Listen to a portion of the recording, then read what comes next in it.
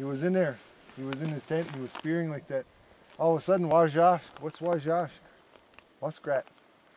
Jumped out of the hole, scared the guy in the tent, and he jumps up, and there's this bear hide all over his ankle, and he's running around. And that Wajash jumps out, and this man on the shore, and he sees that. He sees this little Wajash scaring this big black macaw all over, and he's screaming like a man. So he ran up and he told the whole village, and they came out, and it was all gone, and everybody thought he was crazy. But that happened here in Lac du Flambeau one time. So that's I always tell that story when we gather around these aquawawin. How would they used to cut a hole in the ice? Long time ago, what they would use rocks and things like that, and they would do it earlier in the season when the ice was so thick. What they would do is they would wigwash. They'd lay wigwash over it. That way it wouldn't freeze solid, and they could cut through it. And we still do that today. There are some members of our tribe here. When we go down these lakes up north or wherever, we will put something over that hole. So when we come back, we open up. It's just water. Some people use a little piece of carpeting, but remember.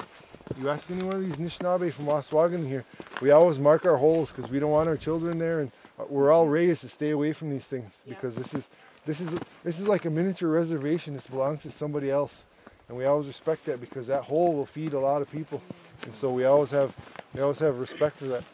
And so if you do harvest mashkanoji, that's muskie.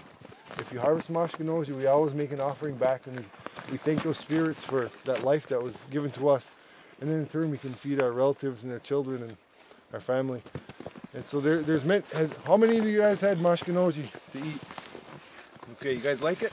Yeah. Okay. People will smoke them. One of my favorite methods of smoking is when I harvest in the Natig zinzibakwood in the spring, the maple sugar. What I'll do is I will smoke them with the sugar, and it'll crystallize into the weas, into the meat, and that is fantastic. And you feed that to any elder, and they'll tell you that's old school, and that's delicious. That's the way we do it. Last spring, I got my first sturgeon, and that's what we did. We had a community feast with it, and we fed the whole community with this 55-inch sturgeon I got, and we smoked the head, and we smoked both fillets, and we smoked the backbone, and we even ate some of the organs. We ate the heart and things like that. And so that's what we do here every spring. We try to provide a big feast. And not only do we have that name, that sturgeon, we also had pike, and we had walleye, and all the things that we harvested that spring. So we always have great respect for those animals. We always ask our first speakers, the elders, we always ask them to get up and talk for those animals that we harvest and we share with our relatives.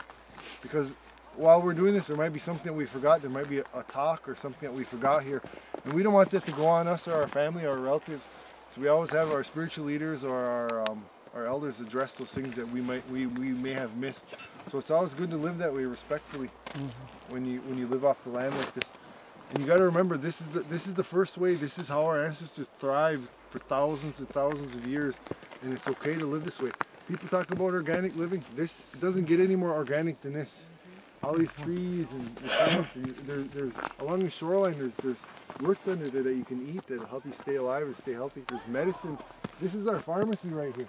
So it's always good to remember that if you know a tribal elder, Tapana Sema, ask for that. Give tobacco. Ask for that knowledge, because that knowledge is out there. Even though some of you guys are in the cities, those things that knowledge is there. There's wise people that live in the cities. They're not going to go around and say, "Oh, I know this or that." That's the information that we, as Anishinaabe men, we go out and we seek that. We seek that knowledge. So, and it's okay to do that. Some of your brothers here from Flambeau, they might know some things. You guys might know some things coming out from out west that way. So it's always good to interact and know those types of things. And so, anybody else you want to check out the tent? I do. Okay, yeah, go on and switch out, guys.